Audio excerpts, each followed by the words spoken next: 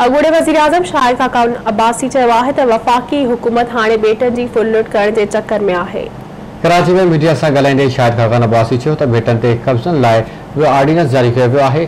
छा हिते कानून ऐं असेंबलीज़ न आहिनि? अॻूणे वज़ीर-आज़म शाहिद खाकान अब्बासी चयो त वज़ीर-आज़म जे दिमाग़ जो इलाज करायो वञे। जेको माण्हू जमहूरी अमल मां न गुज़रण बावजूदि पाण खे जमहूरियत सॾे, उन लाइ छा थो चई सघिजे? हुन चयो त बदकिस्मती सां मुल्क में अहिड़ो वज़ीर-आज़म वेठो आहे जंहिंखे कैसिस, महांगाई, बेरोज़गारी ऐं अवामी अंजनि जी ख़बर ई न आहे।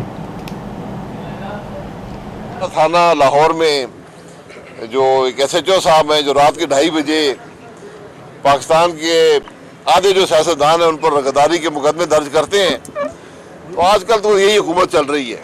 जो नैब ने रेफरेंस फाइल किया है चेयरमैन जावेद इकबाल साहब के सिग्नेचर के साथ, उन दस्तावेजात का वजन 28 किलो है।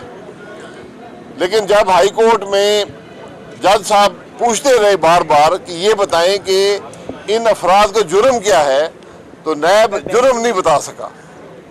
तो ये आज नैब की हकीकत है कि सिर्फ बदनामी के लिए, हत्या करने के लिए और सियासतदानों को दबाने के लिए ये इस्तेमाल होता है।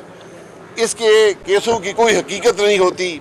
ये बदनसीबी है कि आज एक इदारा है जिस पर हाई कोर्ट भी, सुप्रीम कोर्ट भी बार बार कहता है कि ये इदारा पॉलिटिकल इंजीनियरिंग कर रहा है, ये एक तरफा एहतसाब का अमल जो सो कॉल्ड एहतसाब है वो इदारा कर रहा है। SHO है जो 2:30 बजे रात की इतना फर्शनास है कि रात के 2:30 बजे पर्चे दर्ज कराता है। तो मैं भी एक पर्चा दर्ज कराना चाहता हूँ कि इस मुल्क में एक आदमी है इमरान खान नामी, वो 62-63 का मुर्तकिब है, जो उसने हल्फ उठाया है आइन के तहत, उसकी वायलेशन का मुर्तकिब है।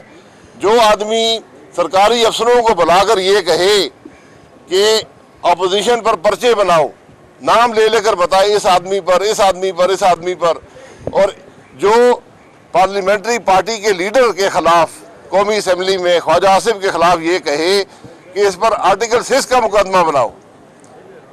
तो अगर हम पे पर्चे दर्ज हो सकते हैं गद्दारी के, तो फिर उस पर भी पर्चा दर्ज हो सकता है 62-63 का। हमारा वज़ीर-ए-आज़म बेखबर आदमी है, उसको पर्चे का इल्म नहीं है, उसको चीनी की कीमत का इल्म नहीं है, उसको आटे की कीमत का इल्म नहीं है, उसको मुल्क में बेरोजगारी का इल्म नहीं है, उसको मुल्क की महंगाई का इल्म नहीं है, उसको अवाम की तकलीफ का इल्म नहीं है।